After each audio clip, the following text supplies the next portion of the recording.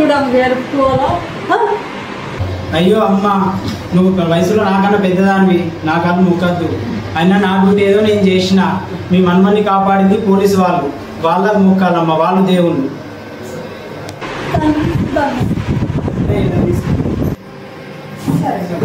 సరే అమ్మ.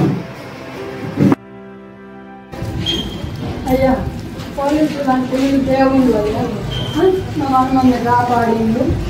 పోలీసులు అంటే ఎంతో భయం పడుతుంది.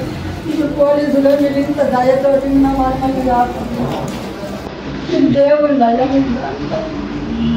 లేదమ్మా, మా డ్యూటీ మేము చేసినామమ్మా.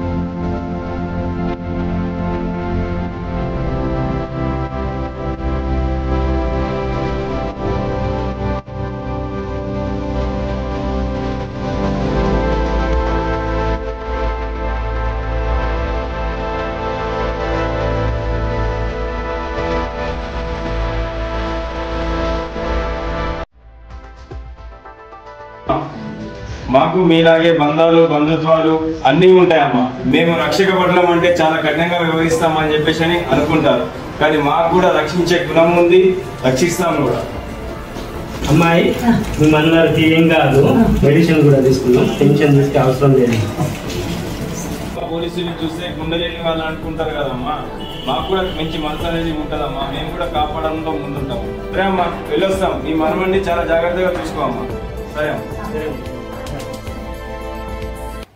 పోలీసులు అంటే చూడడానికి కఠినంగా ఉండొచ్చు, కానీ వాళ్లకు బంధాలు, అనుబంధాలు, ఆప్యాయతలు అన్నీ ఉంటాయి.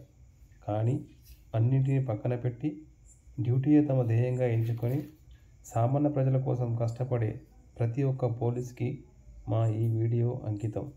జై హింద్.